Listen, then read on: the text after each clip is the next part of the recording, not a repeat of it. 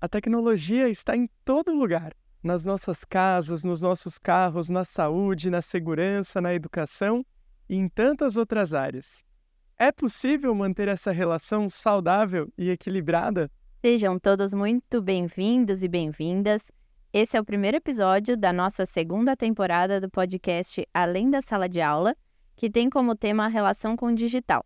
No episódio de hoje, nós vamos falar sobre como ter uma vida saudável em família, com boas práticas do uso do digital e da tecnologia. Meu nome é Fernanda Galisteu. E eu sou o Lê Carabete e hoje estamos com a Lua Barros. Seja bem-vinda, Lua. Ela é educadora parental, especialista emocional, escritora e cofundadora da Rede Amparo e tem mais de 130 mil seguidores em suas redes sociais. Bem-vinda, Lua. Gente querida, obrigada pelo convite para estar aqui para esse bate-papo.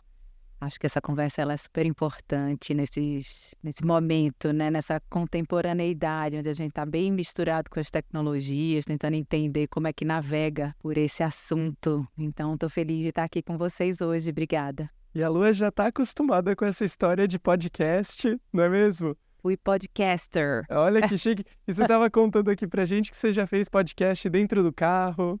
Olha, gente, a tal da gambiarra fez parte da minha vida.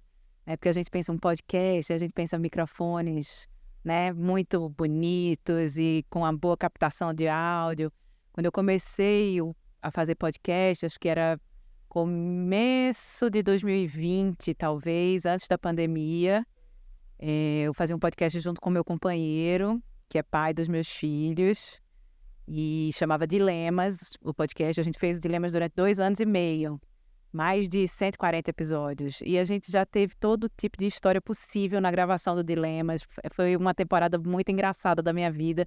E foi um jeito muito legal de atravessar a pandemia. Foi conversando com as pessoas a partir daquela troca que acontecia ali comigo e com o Pedro. Que legal. E hoje você está aqui conversando com a gente, então seja muito bem-vinda e obrigado por estar aqui. Conta um pouco mais pra gente. A gente estava falando um pouco antes aqui do começo, né, que eu que sou do interior, que não quero perder meu sotaque. Fala um pouco mais de você. Eu não sei se vocês notaram, se vocês não notaram, eu estou falhando, mas eu sou pernambucana. Já estou longe da minha terra, já tem gente, quase 17 anos que eu estou fora de Recife. Hoje eu moro em Brasília.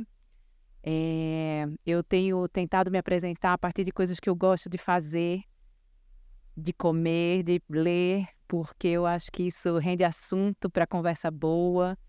E esse é um jeito da gente se mostrar mais atento, eu acho, ao outro, sabe? Porque a gente costuma dizer, eu sou Luanda e eu sou educadora parental. Uhum. Não, educadora parental é um pedacinho de quem eu sou, né? A minha profissão é um pedacinho de quem eu sou. Então, eu tenho tentado me apresentar dizendo, olha, sabe do que eu gosto? Eu gosto muito de ler mulheres, eu gosto muito de carnaval, eu gosto muito da festa. Eu sou mãe de 4 criaturas sensacionais. Até pouco tempo atrás eu dizia assim, eu sou mãe de 4 crianças. Mas eu não posso mais dizer isso, porque o meu mais velho já está com 15 anos e o meu mais novo tem 6, então tem de tudo um pouco aí nessa família. E meus filhos são a razão pela qual eu estou aqui hoje, porque foi a partir dessa relação que a gente sabe, né, que é tão complexa, tão cheia de camadas, que eu me vi completamente sem ferramentas, muito misturada com as emoções ali deles e minhas. E aí eu decido estudar um pouco, né? Eu, grávida do meu 4º filho, eu disse, gente, eu nunca li um livro sobre o que acontece com o cérebro da criança, né? Como é que essa maquininha aqui funciona? Né? Que tecnologia que eles têm, né? E eu começo a me interessar por esse universo do desenvolvimento infantil, das relações parentais, das relações familiares. E hoje atuo como educadora parental. Eu tenho um livro escrito sobre o tema que chama Eu Não Nasci Mãe. É interessante esse título, né? É bem bom, eu acho. E depois que eu ouvi você falar isso, né, num podcast que você se apresenta, não só falando sobre a sua profissão, eu comecei a exercitar e eu vou dizer que isso é difícil. A gente entra numas crises existenciais, porque grande parte do que a gente relaciona com o nosso trabalho. Então também convido todo mundo que está assistindo a gente, que ouvindo a gente, a pensar um pouco o que você é para além da sua profissão, né? Quando for se apresentar. É muito legal a gente pensar nisso, né? Eu amo isso, Fê, e é difícil mesmo, e é desconfortável, porque é mais simples você dizer o que você faz. Ali você vê se a conversa vai ou não vai, mas você dizer assim, eu gosto de carnaval, sou pernambucana, gosto de carnaval, a pessoa vai dizer assim, gente, e agora? Né? O que eu vou... me conta desse carnaval, por que é bom, por que você gosta? Então eu acho que rende assunto, e eu estou interessada nos diálogos, então Você tira a conversa daquelas caixinhas, se desacomoda e faz o diálogo fluir, né? é isso.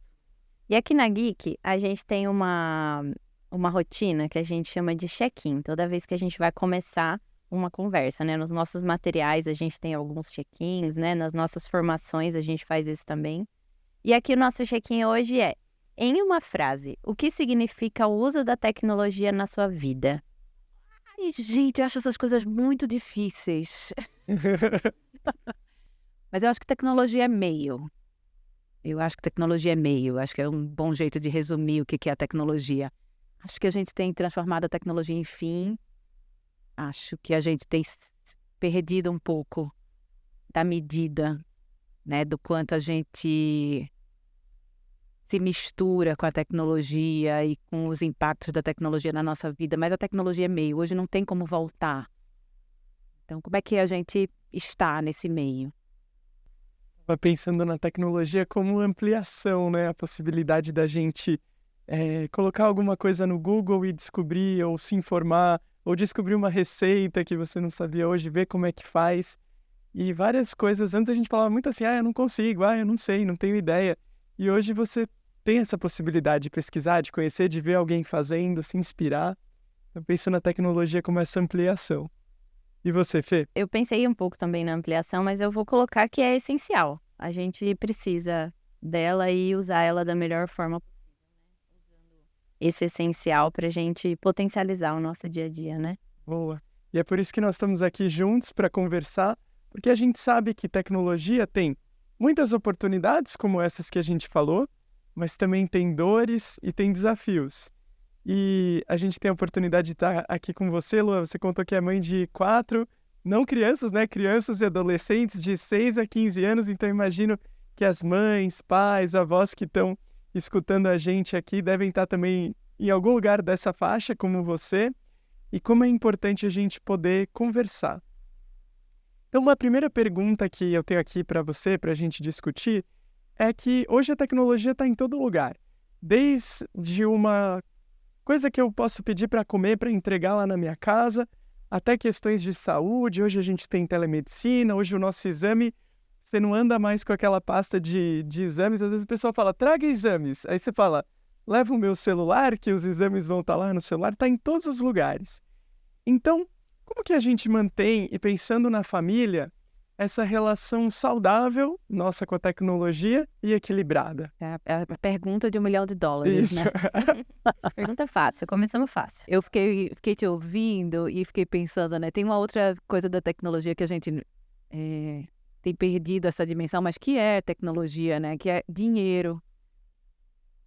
O dinheiro, ele virou uma abstração, né? Você não... A cédula... Quem tem cédula aqui de dinheiro? Eu lembro que assim que, sei lá, acho que no final da pandemia, não sei o que foi que aconteceu, eu passei muito tempo sem pegar em dinheiro. E aí fui tirar dinheiro no banco. E eu peguei aquela cédula e eu disse assim, gente, parece dinheiro do Banco Imobiliário, porque eu tinha passado tipo 2 anos sem ver uma cédula. Então, dinheiro também está nessa categoria, né, de se tornar uma abstração. Meu adolescente, ele pega Uber, e aí tem o Uber. Quem paga o Uber? Né? Chega uma fatura, ele não vê. Como é que faz isso? Como é que ensina sobre dinheiro a partir dessa perspectiva da tecnologia? Porque antes a gente tirava do bolso e tinha aquela dor de falar, nossa, estou dando Tenho uma que cédula, trocar essa nota. 2. É uma outra camada, né, da tecnologia, dessa relação com a tecnologia que precisa da nossa atenção, precisa de um diálogo constante sobre esse assunto, esse tema, para que a gente não se perca, porque é muito fácil a gente perder, inclusive a gente perder a referência. Porque eu estou falando do meu filho, que hoje está com 15 anos, que nem lida com dinheiro mais, que é tudo cartão ou, né, no celular. Mas eu também posso perder essa referência, né? Então, eu também posso me perder nessas vantagens tecnológicas e esquecer os caminhos, como é que a gente faz para lidar com isso. Então, eu acho que é possível, sim, manter uma relação saudável com a tecnologia, mas ela demanda da gente muita atenção, porque você se envolve, né? A tecnologia ela é um estilo de vida também. Ela vai contar para a gente sobre as minhas interações. Como é que eu interajo com o mundo? Poxa, às vezes eu interajo só a partir do celular, né? Os adolescentes interagem muito a partir das trocas de mensagem. E aí, quando chega junto, cadê o traquejo social? Como é que se aproxima de um crush, de uma paquerinha? Quais são os limites daquela relação? Então, eu acho que o diálogo dentro da família é o caminho que a gente tem para que a gente se relacione com a tecnologia de um jeito saudável e de um lugar possível. Quando a gente fala de tecnologia também, a gente tem uma gama enorme, né? A gente não tá falando, você mesmo falou, o dinheiro, mas a gente também tem a rede social, mas a gente também tem a escola, a gente tem o aplicativo. É tão grande, né? E eu acho que você falou o essencial mesmo, esse diálogo, essa conversa que a gente tem que ter com os nossos filhos, com os nossos sobrinhos, netos, para que a gente consiga realmente fazer discussões ricas sobre essa temática, né? E não só partir do nosso pressuposto de como a gente aprendeu na escola, de como a gente pedia pizza quando a gente era criança e não conseguir entender que hoje é diferente, né? E aí eu acho que é um desafio, né? Porque eu acho que tem um choque de mundos, né? Tem qual é essa expressão? Um choque geracional, né? Do que era 10, 15 anos atrás, do que é hoje. Uma certa resistência a perceber esse mundo. Então, eu percebo naquilo que me é conveniente, né? E tem um outro desafio que eu acho que se coloca, que é entender quais são os meus limites a partir disso tudo. Então, essa parte do limite é que o negócio fica difícil. Porque é esse ponto mesmo, né? O quanto que a gente entende, o quanto que a gente também não fica, às vezes, dentro de um mundo que é o que a gente viveu e a gente quer que isso seja replicado, porque é inegável que, pelo menos a percepção que eu tenho de tempo, é que as coisas andam muito mais rápido hoje do que quando a gente era criança, do que quando os nossos pais eram crianças. Então, se você for pensar uma escola de 20 anos atrás, era uma escola que a diretora não tinha um computador na sua mesa. É só você assistir a novela. Mas sim, não tinha. Agora, hoje, não dá para imaginar uma diretora sem um computador na mesa. E mudou. E é assim, esse computador não vai sair da mesa. Acho que esse é um ponto muito importante, né? Hoje as nossas trocas, os nossos aprendizados, muito parte ali dessa tecnologia. E como que a gente vai conseguir apoiar os nossos filhos nessa mudança se não foi a forma como a gente aprendeu? Acho que esse é o grande desafio, né? Eu pensei numa coisa agora que é um trabalho que a gente não vê, né? Então, eu sou mãe, meus filhos estão na escola, e aí eu tenho o aplicativo pelo qual eu recebo informações sobre dever de casa, sobre comportamento, eventualmente, nota, tal. Tem uma pessoa fazendo o trabalho ali, né? Tem um professor, tem um pedagogo, tem um psicólogo que está acompanhando isso. Então, não é do nada. E, às vezes, a gente perde essa medida, né? De entender que para que aquele aplicativo me forneça as informações sobre o meu filho, tem uma equipe de gente ao lado dele. E aquilo ali é um meio, né? Antes era no papel, e aí a professora tinha que escrever para cada um dos pais a agenda, né? E hoje não é dessa forma. E a gente pode até dizer assim, preferia antes. Olha, a letra da professora, né, gente? A pessoa não sabe mais qual é a letra da professora, né? Não tem mais isso.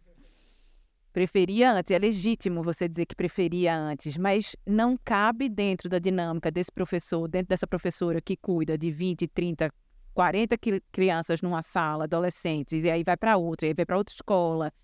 A tecnologia, ela também é um meio que facilita o trabalho desse contato, inclusive, né, da escola com os pais. Então, acho que a gente até pode ficar um pouco saudosista, nostálgico, quando a gente pensa no que era antes, em como era antes, e a partir disso a gente faz um juízo de valor dizendo era melhor, ou era pior, né? Mas a realidade está posta.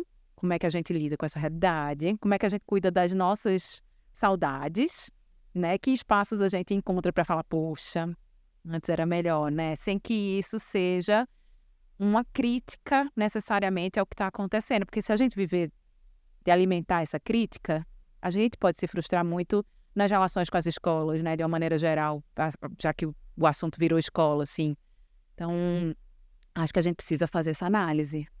E eu acho que até entender os espaços que cabe a letra ainda, né? Eu quero receber uma carta do meu namorado com letra, não quero receber uma impressa, mas eu não quero, não necessariamente preciso receber a letra da professora, né? Então tem espaços que ainda cabem a letra cursiva. Né? Qual é o seu limite? Exatamente, exatamente. Lua, teve uma palavra que você falou agora há pouco que me chamou a atenção, que às vezes a gente escolhe se aproximar da tecnologia naquilo que é conveniente.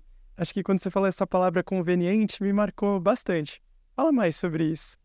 Porque eu acho que quando a gente tem uma discussão muito interessante, né? Desse uso da tecnologia, das crianças, dos jovens. E eu acho que a gente precisa entender, talvez a gente precise nomear melhor do que a gente está falando. A tecnologia é muita coisa. A gente talvez esteja falando de rede social. E aí a gente vai estreitar. A gente não está falando de tecnologia, porque tecnologia é o iFood chegando na minha casa, né? Tecnologia é minha geladeira funcionando. Tecnologia é o gelágua, como é? O filtro de água. Gelágua é o filtro de água, né? Que sai água gelada. Tudo isso é tecnologia. Então, eu acho que a gente precisa ter uma clareza maior sobre o que a gente está falando para o enfrentamento dos problemas que existem. E para o diálogo ficar mais profundo, porque senão é como você falou, é um bolo que é tecnologia. Ou quando a gente falava a sociedade de hoje, e você põe Amo isso, gente. A sociedade. Não, olha, a sociedade. Gente, a gente é a sociedade. Eu sou a sociedade. Que sociedade? Do que você não está falando? Não é uma abstração lá longe que eu não faço parte. Eu faço parte. Então, preciso me colocar como parte, né? E até um pouco entrando tanto na sua trajetória, né? Como profissional, como uma comunicadora, que você se comunica, e até como mãe. Quais são os grandes desafios que você vê hoje para o uso da tecnologia com as crianças, com os filhos, com os adolescentes, né? Com os nossos parentes, né? Quais são as dores mais comuns que você ouve hoje? Como seu podcast, né? Quais são os dilemas? Olha, eu acho que a gente tem uma mistura de informações que ela prejudica o uso das tecnologias pelas famílias. Então, teve um dado momento em que a gente entendeu, ou foi disseminado de alguma forma, essa informação de que as crianças pequenas, elas precisavam de estímulos para se desenvolverem, para serem grandes pessoas inteligentes. E a gente entendeu que esse estímulo era um estímulo eletrônico. Então, a gente tem, primeiro, brinquedos que faziam muito barulho, depois a gente tem tablet. E agora a gente tem celular na mão de bebê. Errado. Pé, volta. Não. Não. Não. Crianças menores de 2 anos não têm que estar sendo estimuladas por eletrônicos. O grande estímulo para essa faixa de vida é a tecnologia humana. É o toque, é o tato, é o olhar, é o colo, é o beijo, é o abraço, é a natureza. Então, a gente misturou essas informações e eu acho que isso fez muito mal. Ainda faz muito mal. Então, os pais que dão um celular ou um tablet para um bebê se distrair, ele não está achando que aquilo vai fazer mal. Pelo contrário, ele está acreditando que aquilo é um estímulo cognitivo para a criança. E não é. Então, eu acho que tem essa desinformação ou essa informação equivocada que eu acho que traz muitos prejuízos para a relação do celular ou da tecnologia na família, sabe? Com crianças. Então, acho que esse é o primeiro ponto, a desinformação. Acho que o segundo ponto, muito difícil também de admitir, é a exaustão dos pais. E aí o uso dessa televisão, desse tablet, desse celular como uma grande babá eletrônica, que nos causa a falsa sensação de segurança e de controle. Então, não, ele está aqui do meu lado e ele está vendo o celular da vovó. Porque aí a vovó não tem a energia que precisa para dar conta de uma criança de 4, 5 anos. E aí a vovó dá o celular. Ou a mamãe ou o papai. Quem quer que seja, o cuidador dá ali para ter 10 minutos de paz. Acreditando que está fazendo também algo que está deixando a criança em segurança. O que a gente não consegue entender é que hoje esse espaço virtual do celular, do tablet, do computador, ele na verdade é uma grande praça pública. E que às vezes você, ao dar o celular para uma criança, você está jogando a criança numa praça pública às 10 horas da noite. Né? Praça da Sé, ali. Não é seguro exatamente. O que pode ser feito? Estar junto. E aí a vida hoje é uma vida que demanda muito dos pais, dos cuidadores. Né? Então tem esse conflito entre a demanda da vida, do trabalho, as demandas emocionais, do cansaço do trabalho doméstico e as demandas de uma criança, de um adolescente, de um bebê. E aí esse espaço está sendo ocupado pela tecnologia de um jeito pouco cuidado, porque existe essa falsa sensação de segurança. Então isso abre para muitas situações onde essa criança, esse jovem vai ficar num lugar de vulnerabilidade, né? Então, acho que essas duas coisas me chamam muito a atenção, sabe? Assim, essa sensação de segurança, essa desinformação em relação ao uso da tecnologia. Eu acho que isso são coisas que atrapalham bastante. E acho que é importante reforçar aqui para quem está ouvindo a gente, né, ou para quem está vendo a gente, que não estamos aqui em momento algum no lugar de julgamento. A gente vive essa vida corrida, essa vida que às vezes a gente quer um sosseguinho, a gente quer também, né? Mas dá para mesclar com outras coisas. Às vezes vai ser um celular por um momento, mas um papel, uma caneta e um monte de lápis de cor num outro momento, né? Então, o quanto que a gente consegue ir fazendo essa mescla, né, de físico, digital ali, para que a gente também entenda que são vários cenários, né, no Brasil. A gente fala de uma pessoa que tem alguém para ajudar ela a criar aquela criança, e a gente fala de pessoas que são solo, cuidando de 2, 3, 4 crianças. Então, assim, é uma realidade muito diversa, mas a gente está apontando aqui alguns olhares que, de repente, quem nunca parou para pensar nisso, ou quem não tinha esse olhar, o quanto que consegue, né? Daqui a pouco a gente vai falar também um pouco de algumas dicas. Então, acho que é esse o lugar da gente acolher essa dor que a gente sabe que existe, mas também entender os riscos da gente, às vezes, fechar o olho para um momento desse, né? Com certeza, querida. E eu acho que aqui tem uma coisa que é assim, a gente gosta tem esse julgamento materno, né? Assim, não, eu não deixo meu filho ver isso, eu não dou meu celular. E aí quem dá tá errado. Esse tipo de comportamento não leva a gente a uma transformação que ela é importante. O celular, a televisão, o tablet, às vezes é o recurso que eu tenho para ir ao banheiro, né? Se eu sou uma mãe solo, é o que eu tenho, é o melhor que eu posso fazer. Então, como é que eu, a partir dessa realidade, navego de um jeito que não deixe meu filho inseguro ou vulnerável? Então, eu posso escolher melhor o que eu permito ele assistir.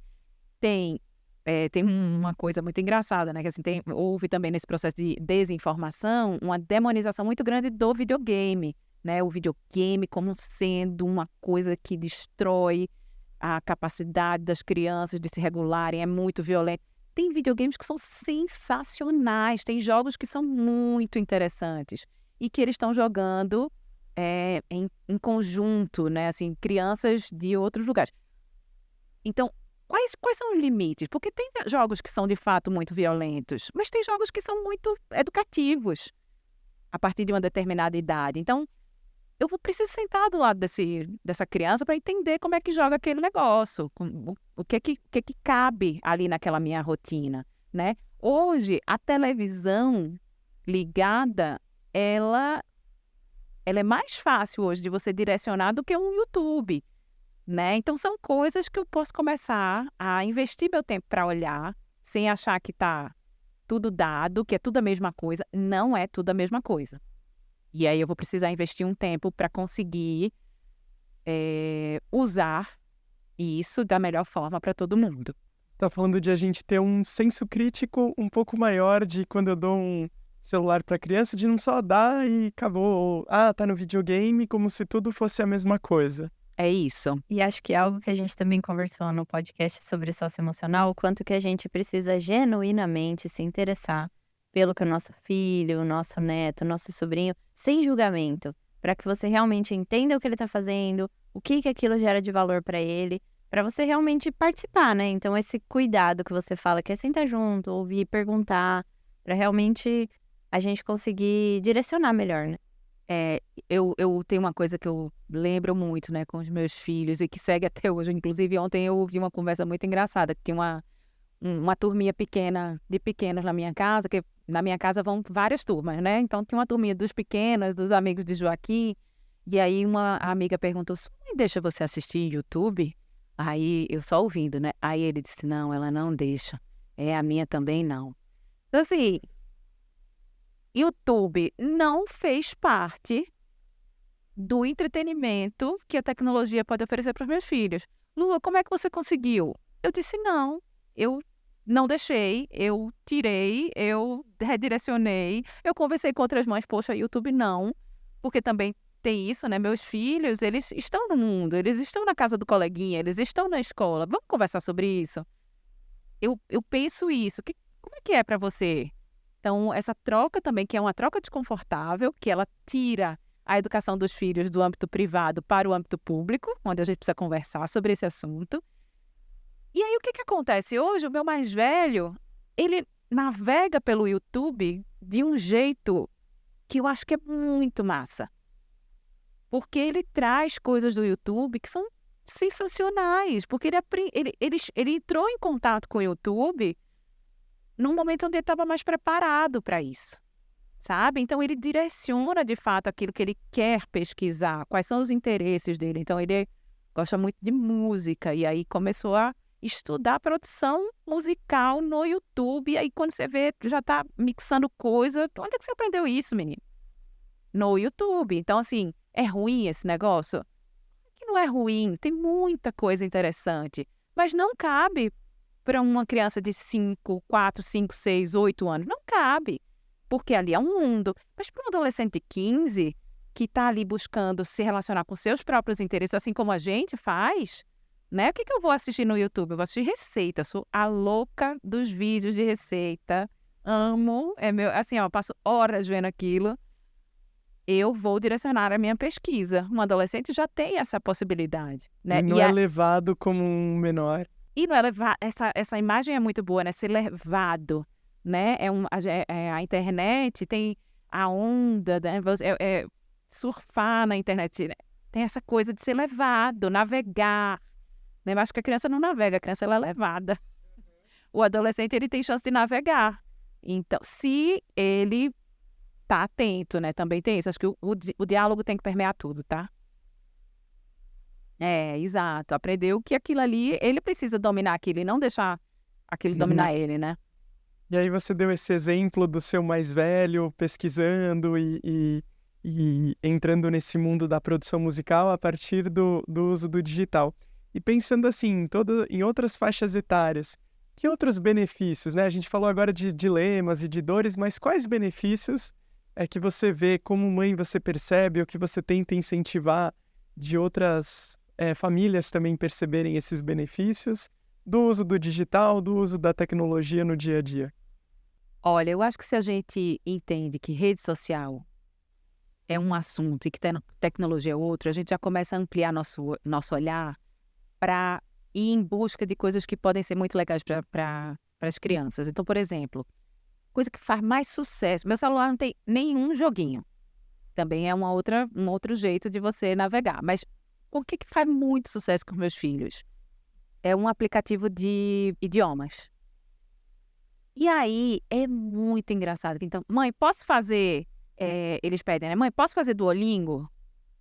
Faz aí, cara. Imagina, você o celular para aprender inglês. Olha que massa. A garota com 9 anos de idade e não faz inglês fora, né? Porque, imagina, 4 filhos, 4 mensalidades. toma, assim, não E dá. brincando, né? Ela vai aprendendo ali. Exato, vai aprender brincando. Então, e com uma idade onde ela tem mais autonomia mesmo. Então, eu acho que a gente precisa melhorar nosso olhar, sabe? Tem muita coisa legal disponível. A gente precisa se disponibilizar. E a gente precisa entender o que não dá. Criança em rede social. Não dá. Não dá. E não dá porque faz mal. Não dá porque isso está adoecendo os adultos, né? As redes sociais, a vida de comparação, uma vida de filtro, uma vida de corpos perfeitos, de vidas perfeitas, de ilusão, ela está fazendo mal para os adultos. Como é que não vai fazer mal para as crianças? Né? Então, tecnologia não é rede social. Tecnologia pode ser muito legal. Coisas que você aprende, coisas que você conhece lugares, né? Aplicativos onde você conhece lugares, onde você pesca. Cara, outro dia João, meu mais velho, apresentou um negócio que era um cara. Eu sou péssima de contar a história, mas vou ver se eu consigo, porque era um negócio de uso de tecnologia sensacional. Era um cara que ele tinha 2 segundos a partir de uma foto para encontrar esse lugar no mundo.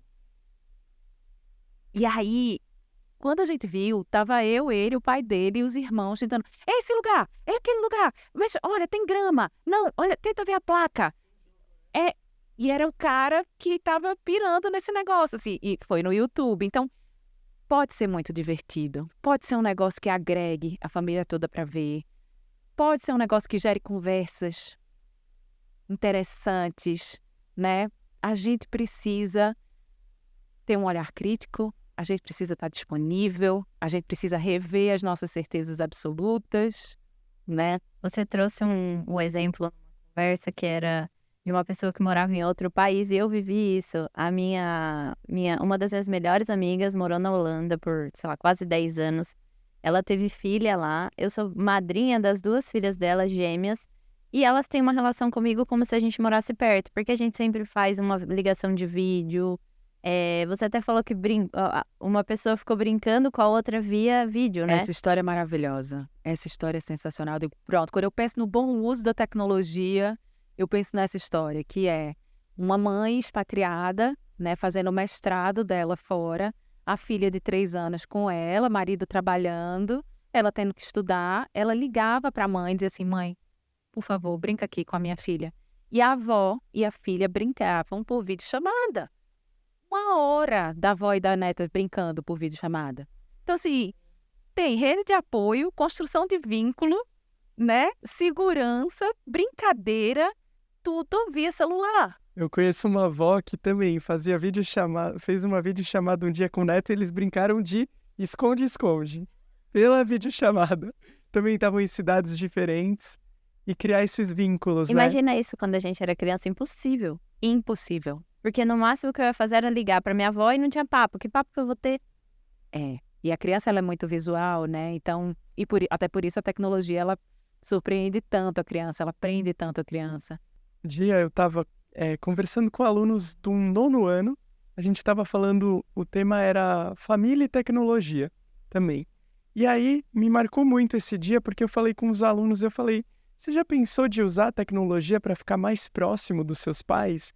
Falei, de repente você está lá, às vezes à tarde, né? O pai ou a mãe está trabalhando, a criança está em casa, e aí você fala, manda uma foto do seu almoço para o seu pai, para você falar o que eu estou comendo para sua mãe.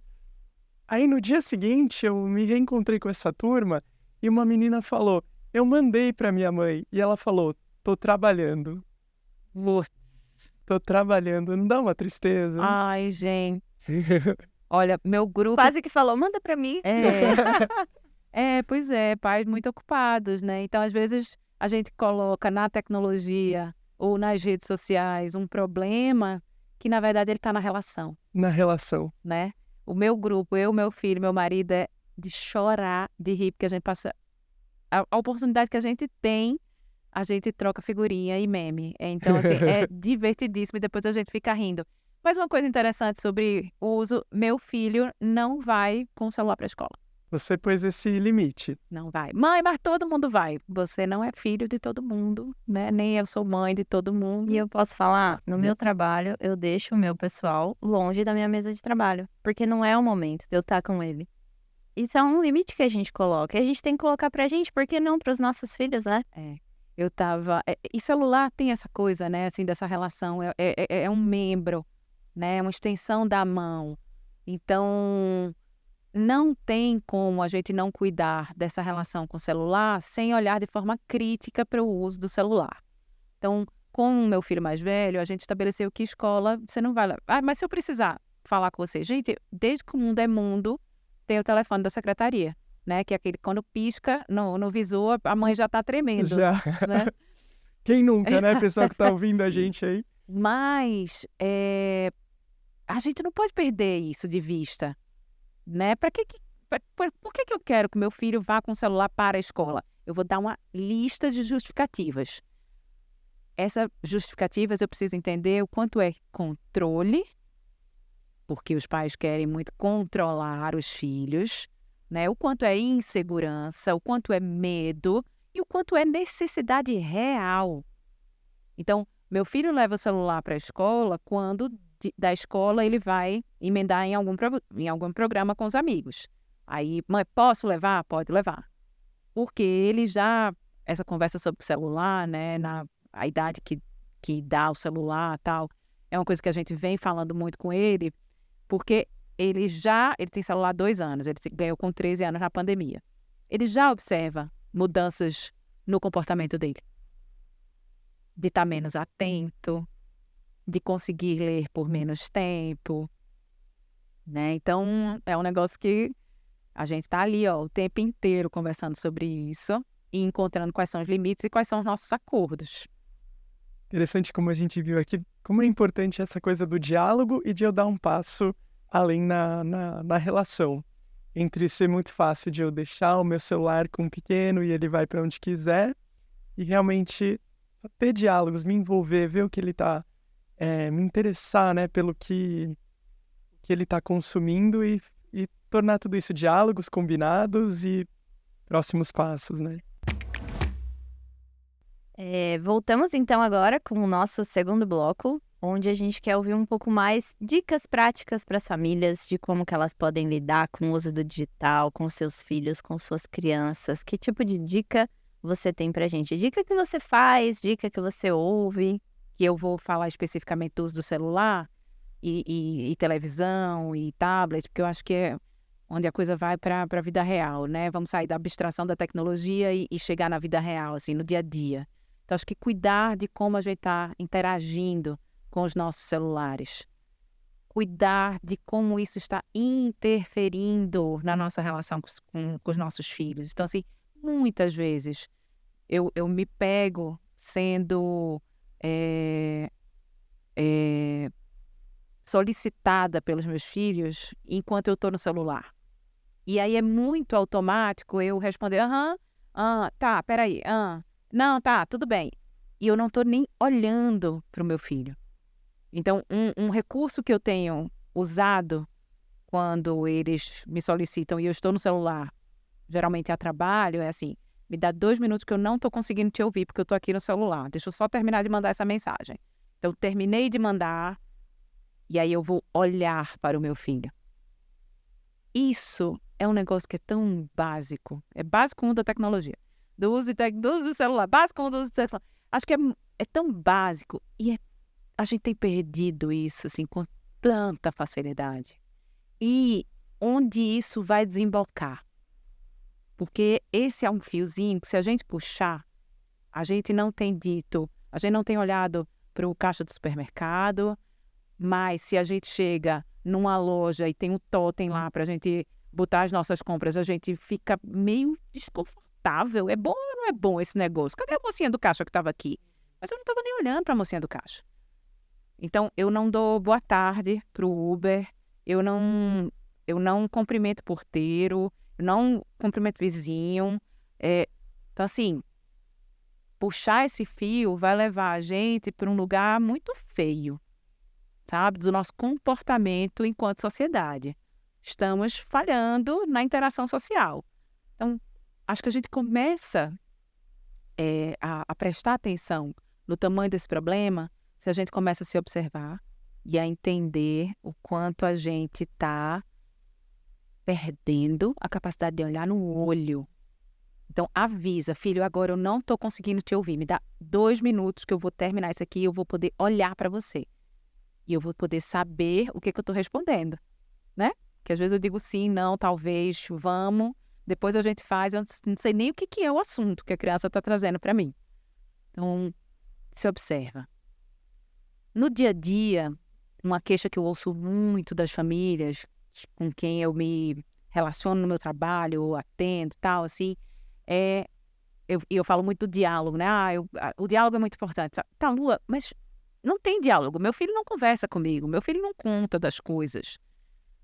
Quais são os espaços de diálogo que estão sendo cultivados, né? Então, assim, vai celular para a mesa? Não leva celular para a mesa. Refeição e celular? Não. Mas eu estou esperando uma ligação muito importante. O que é tão importante assim na sua vida que não pode parar 15 minutos? Sério, assim, é todo mundo cardiologista que está o tempo inteiro com um paciente na mesa de cirurgia para fazer um transplante de coração? Acredito que não. Isso é tão importante assim, dia, o jantar, o almoço, então, né? Vamos esperar 15 minutos, eu atendo essa ligação e a gente senta para comer? Exato. Então, assim, a gente não tem conseguido entender o que é prioridade na nossa vida e a gente tem deixado o diálogo, as relações, o cultivo desse espaço da família, da convivência, num lugar menos importante. E aí, mais uma vez, desculpa, onde é que isso vai dar, né? Você estava falando, por que levar o celular na mesa e às vezes nem tem a mesa, né? Às vezes é o sofá diante do Porque aí Netflix. eu já nem vou, porque essa daí eu aprendi com minha mãe, entendeu? Não se come na frente da televisão. Refeição é realmente um negócio que é muito estruturante emocionalmente para criança, para adolescente, para o jovem. Então, a experiência da mesa, né? Então olho não no fui olho. nem para ir. E o quanto que não pode só tirar, né? Então, de repente, se hoje quem tá ouvindo a gente tá acostumado a levar o celular pra mesa, e aí ouviu e falou, acho que isso eu vou repensar aqui na minha cultura familiar. Não é apenas tirar o celular e pronto, e vai dar tudo certo, e a criança e o adolescente vai ficar super feliz com isso, né? Nossa, gente, aí vem a outra questão, né? E assim, uma vez que você vai repensar a sua relação com o celular, com televisão, com tablet, né?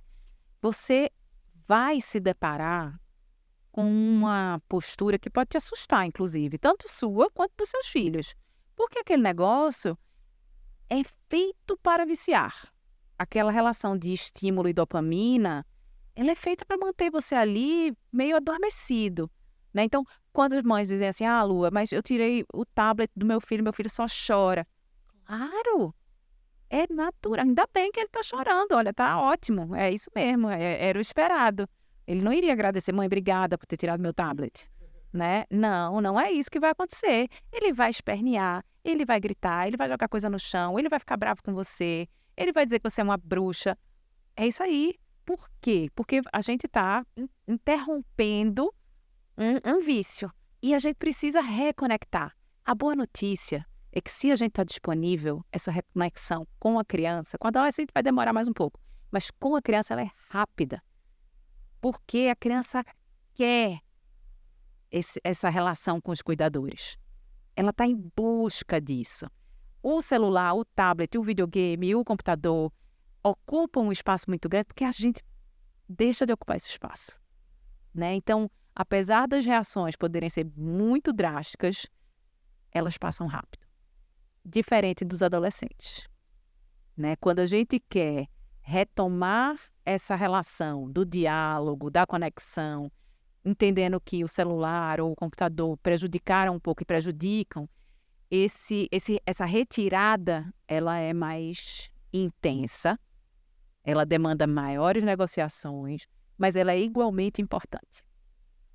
Igualmente importante. Então, assim, um adolescente que está o tempo inteiro com a porta do quarto fechada no computador, essa família precisa convidar esse adolescente para novos acordos e novos limites. Então, assim, filho, não vai rolar o dia inteiro com a porta fechada.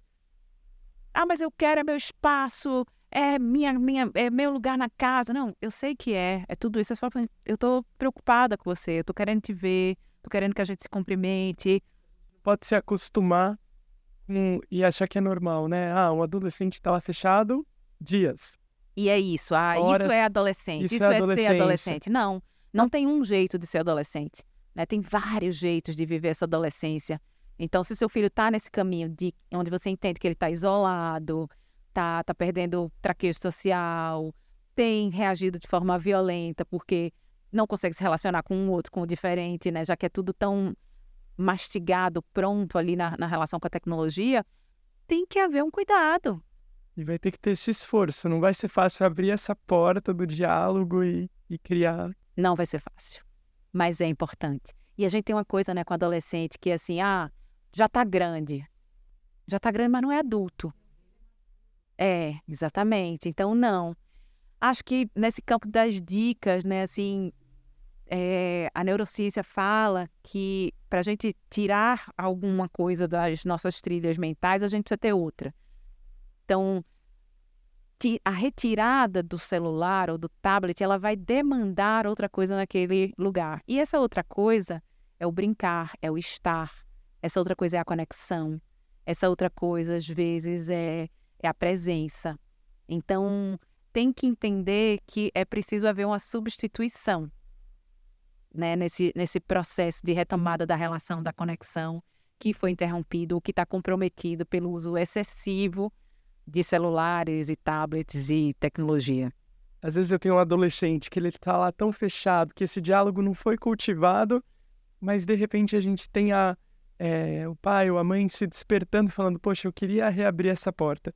Como que a gente pode lidar com a frustração nesse começo de tentar o diálogo e não conseguir? Tentar cavar e não acontecer? Ai, amei essa pergunta. Sabe por quê? Porque quando isso acontece, a gente também se fecha, né? A gente vai ter que lidar com as nossas dores. Meu filho está me desprezando, meu filho não está interessado em mim, eu errei muito. Vem muitas coisas, muitas dores que a gente precisa cuidar, entendendo que elas são nossas. Elas não são necessariamente da relação ou do adolescente, sabe? Aquilo diz respeito a mim. Então, eu acho que é muito importante esses pais terem espaços de diálogos. A gente fala muito em grupos de mães, estão sempre relacionados ao bebê, né? A nova experiência daquela mulher naquele grupo, e aí ela está ali numa troca intensa, e isso vai diminuindo. Mas eu acho que a adolescência, ela traz, de fato, desafios, onde ter espaço para trocar, para falar sobre essas dores que são legítimas e que precisam ser cuidadas para que eu recobre minha força e volte, né, para a tentativa, para tentar driblar o muro que foi construído, né, entre eu, mãe, e meu filho adolescente. A gente precisa falar sobre isso para dissipar isso, para que essa mãe não desista, esse pai não desista, esse cuidador, né, madrasta, padrasto, avó, não desista de ir lá e resgatar esse jovem, porque é um processo de resgate que é bom para todo mundo. Não é bom só para o pai ou só para a mãe, é bom para todo mundo. Sempre é tempo. Eu amo. Essa é meu mantra, assim, sempre dá tempo, sempre, sempre, sempre. As pessoas que chegam, que conhecem meu trabalho, né, assim, depois de um tempo, já passou a infância, ali da adolescência, adultos, pais de filhos adultos, gente, sempre é tempo de reconectar. E acho que aqui, rumando para o nosso final, né, acho legal a gente colocar também que enquanto os adultos da relação, a gente entender o que é essencial para o meu filho usar, o que eu posso trocar por uma outra interação. Porque às vezes eu quero, por exemplo, que ele deixe de usar o material que é digital, mas eu deixo ele livre com o YouTube no celular. Não poderia trocar? Já que o material, por exemplo, ele tem um uso intencional, tem um professor ali com ele naquele momento, eu posso continuar acompanhando enquanto família, né, que está fazendo ali uma tarefa. Então, a gente, enquanto adulto, também entender o que é que eu posso trocar, o que está sob meu alcance, o que eu posso usar na sua potencialidade, né? Eu acho que isso é uma dica também, um apoio para as famílias, né? Porque hoje, cada vez mais, as crianças usam as ferramentas digitais na escola, não vamos voltar atrás nisso, né? Não é algo que a gente vai colocar uma gaiola que ninguém mais consiga usar, mas como que a gente ensina, como que a gente vai se informar, vai na escola e ver como é que é o uso, ver qual que é o tempo que seu filho fica, né? Então, o quanto que a gente também consegue usar na potencialidade a tecnologia, né? Para o nosso bem e não para o nosso mal, né? Vamos pensar assim. E é perfeito isso que você disse, Fê. Eu acho que tem uma outra coisa que, assim, sempre o mundo é muito assustador, né? O mundo é muito perigoso, o mundo... Tá certo, estamos diante desse mundo, estamos diante dessa tecnologia que está posta, estamos diante de uma substituição que ela pode parecer desconfortável de livros por aplicativos, tal. O que eu estou fazendo dentro da minha casa para cultivar isso, né? Quais são os esforços que eu estou fazendo aqui dentro de casa para que esse filho, essa filha, eles tenham essa memória e eles acessem essa memória quando eles quiserem acessar, né? Entendendo que até isso é diferente, né? Assim, hoje a gente tem Kindle. Minhas duas filhas, uma tem 9, outra tem 11. Cara, elas são leitoras vorazes. À noite, a rotina da noite se dá com o Kindle. Porque aí apaga a luz, tem a luz do Kindle, né? E aquilo ali, eu particularmente odeio o Kindle. Mas foi um jeito que a gente encontrou de fazer elas se interessarem por livros.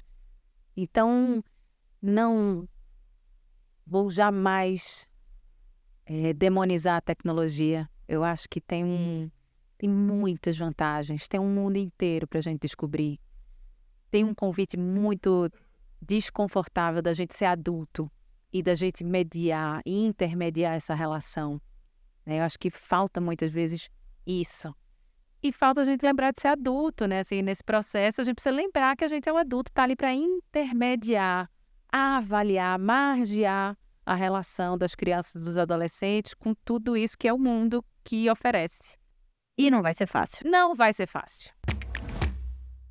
Vamos chegando aqui no final desse episódio. Quanta coisa que a gente falou e quanta coisa a gente poderia falar ainda mais.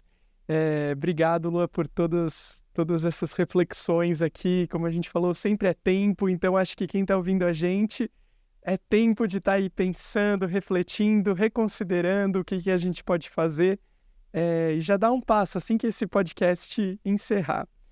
E por exemplo, aqui na Geek, quando a gente termina as nossas aulas, no nosso material, a gente incentiva muito que nas aulas a turma faça rotinas de pensamento. A gente tem uma rotina que chama Antes eu pensava, agora eu penso. Para você não sair daquela aula da mesma forma que você entrou, você pensar o que você pensava antes e o que você vai passar a pensar ou fazer de diferente agora. Então, Fê, vamos nos colocar no lugar dos alunos, né? Nesse podcast, depois de tudo que a gente ouviu, qual seria o seu Antes eu pensava, agora eu penso? Antes eu pensava, algo que eu ouvi muito recentemente, né? Que antes a gente tinha que tomar cuidado com as crianças na rua e que hoje o perigo está dentro de casa. Mas agora eu penso que o perigo sempre esteve aí. Ele também estava na rua, ele também estava em casa. E a grande diferença é o quanto que a gente está próximo das nossas crianças e adolescentes para orientar, para acolher, para acompanhar e para ter interesse genuíno mesmo, né? Bacana. O meu Antes eu pensava, agora eu penso antes eu pensava que falar de uso da tecnologia às vezes era aquele chove não molha, e agora eu penso, depois do conselho que a gente ouviu aqui hoje, que a gente tem que dividir as coisas. Quando a gente fala de tecnologia, mundo digital, pera, do que você está falando? Você está falando de redes sociais, de videogame, de qual tecnologia que você está falando para a gente dar um passo a mais no nosso papo e crescer, né? Não ficar no senso comum. E você, Lua, tem um Antes eu pensava, agora eu penso para fechar? Ai, gente, olha, antes de conhecer a Geek, antes eu pensava que era um absurdo esse negócio de, né, a escola, preservar a escola como um lugar de resistência das humanidades e essa invasão da tecnologia. E conhecendo o trabalho de vocês, vendo o quanto de gente que tem por trás do que vocês fazem, eu agora penso que esse diálogo ele é possível e ele não é um perigo. Acho que a gente pode falar um pouco do que a gente conversou hoje, né? A gente trouxe aqui algumas dores, benefícios do uso dessa tecnologia, o lugar da família nesse diálogo, né? O lugar da escola também nesse diálogo. A Lua trouxe pra gente dicas maravilhosas, dicas práticas para o uso do digital no dia a dia. E aí, acho que já chegando para o final, a gente vai falar daqui a pouco do nosso próximo episódio. Mas, Lê, fala um pouquinho pra gente do trabalho da Geek. Boa. Bom, nós aqui da Geek, a gente é muito preocupado com esse tema, com essa reflexão, com a gente promover o pensamento crítico sobre o uso da tecnologia no dia a dia. E a gente tem alguns projetos, alguns trabalhos nessa área. E a gente tem um projeto que chama Jornada para Famílias, onde a gente tem eventos, conteúdos especiais para famílias das nossas escolas parceiras. E recentemente a gente teve uma live sobre o tema da relação da família com o digital, com a especialista Fernanda Fúria. E vocês podem acessar essa gravação no canal da Geek no YouTube. E se o seu filho é aluno do Geek One, e eu posso falar desse projeto assim com muito carinho, porque eu tive envolvido com ele, desde 2018 a gente fez um passo de trazer para o dia a dia da Geek, para o dia a dia da escola, aulas de uma disciplina que chama Educação Digital, que a gente fala sobre o meio ambiente, então por isso que a gente tem aula de ciências, porque a gente vive no meio ambiente, a gente vive no mundo e por isso a gente tem aula de geografia. E a gente vive tanto com o mundo digital, mas a gente tem aulas de educação digital. E aí nós mergulhamos, buscamos referências dentro do Brasil, fora, conversamos com várias escolas e criamos o currículo de educação digital. Então a gente tem aulas onde a gente fala sobre autoestima na sua vida com as redes sociais, a gente fala de cyberbullying, a gente fala dos desafios dos conteúdos da internet, como a gente tem que estar atento com tudo isso.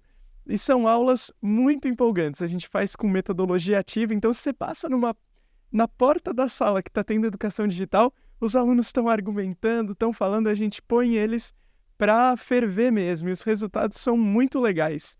Tem aluno até que coloca na proposta de intervenção do Enem que uma solução para resolver problemas digitais é ter aulas de educação digital, então a gente fica muito empolgado de ouvir isso. Então, estamos contando aí para vocês, famílias também.